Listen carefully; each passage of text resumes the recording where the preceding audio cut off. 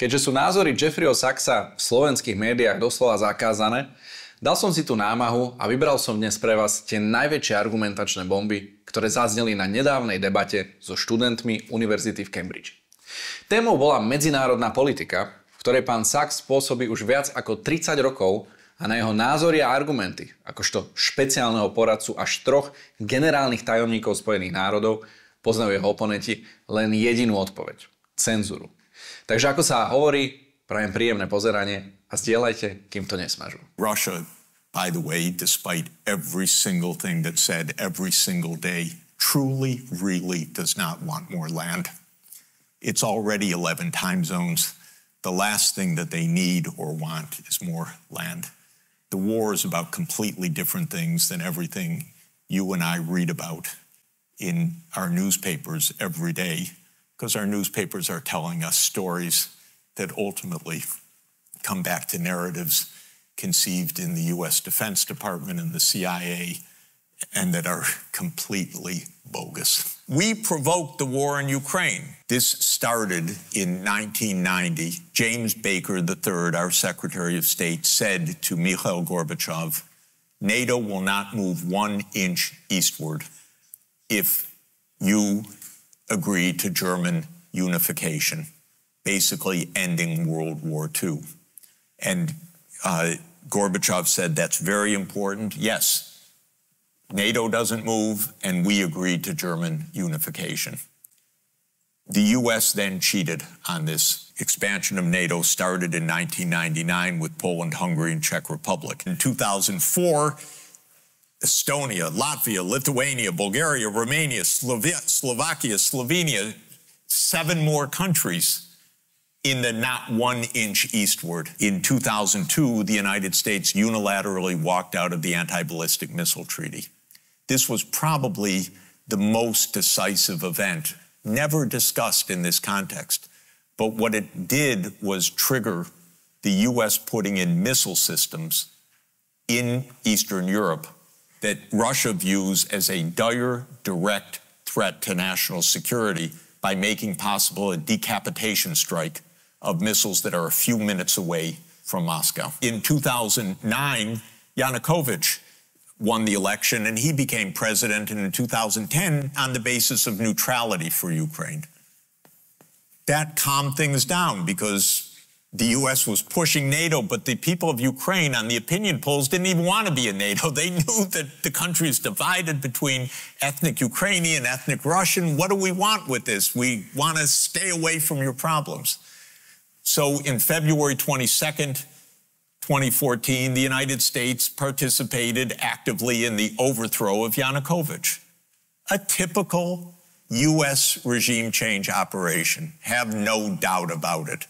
And the Russians did us a favor. They intercepted a really ugly call between Victoria Nuland and the U.S. ambassador to Ukraine, Jeffrey Piot, who's a senior State Department official till today. And they talked about regime change. They said, who's going to be the next government? Why don't we pick this one? No, Klitschko shouldn't go in. It should be Yatsenyuk. Yes, it was Yatsenyuk. And we'll get the big guy, Biden, to come in and do an attaboy, they say, pat him on the back. It's great. So they made the new government. All of this is to say the U.S. kept rejecting the basic idea, don't expand NATO to Russia's border in a context where we're putting in goddamn missile systems. On December 15th, 2021, Putin put on the table a draft Russia-U.S. security agreement. You can find it online. The basis of it is no NATO enlargement.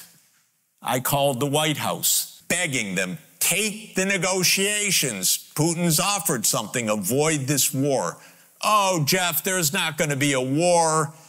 Announce that NATO's not going to enlarge. Oh, don't worry, NATO's not going to enlarge. I said, oh, you're going to have a war over something that's not going to happen? Why don't you announce them? And he said, no, our policy is an open door. This is Jake Sullivan. Our policy is an open door policy. Open door for NATO enlargement. That is under the category of bullshit, by the way. You don't have your right to put your military bases anywhere you want and expect peace in this world. You have to have some prudence. There's no such thing as an open door that we're going to be there and we're going to put our missile systems there and that's our right. There's no right to that. We declared in 1823, Europeans don't come to the Western Hemisphere. That's the Monroe Doctrine. The whole Western Hemisphere, after all. Okay, anyway, they turned down the negotiations. Then the special military operation started, and 5 days later, Zelensky says, okay, neutrality. And then the Turks said, we'll mediate this. And I flew to Ankara to discuss it with the Turkish negotiators because I wanted to hear exactly what was going on. So what was going on was they reached an agreement with a few odds and ends. And then the United States and Britain said, no way, you guys fight on. We got your back. We don't have your front, you're all gonna die.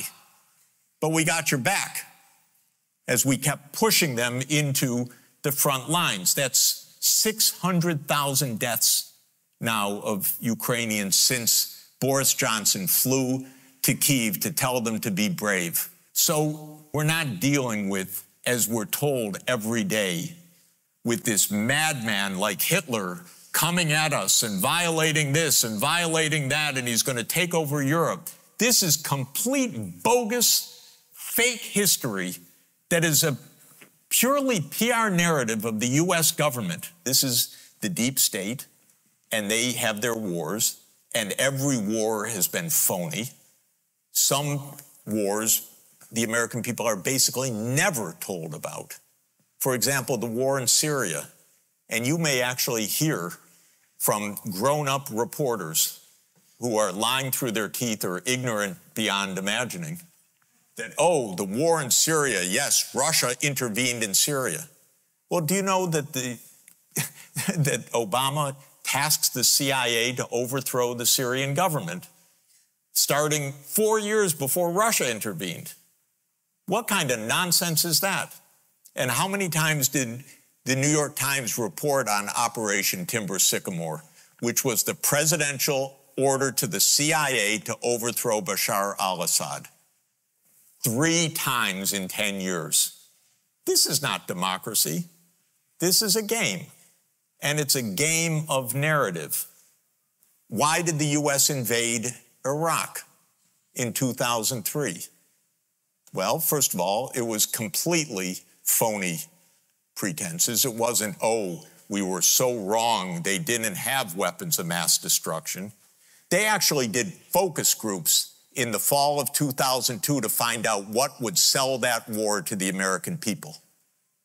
Abe Schultzky, if you want to know the name of the PR genius. They did focus groups on the war.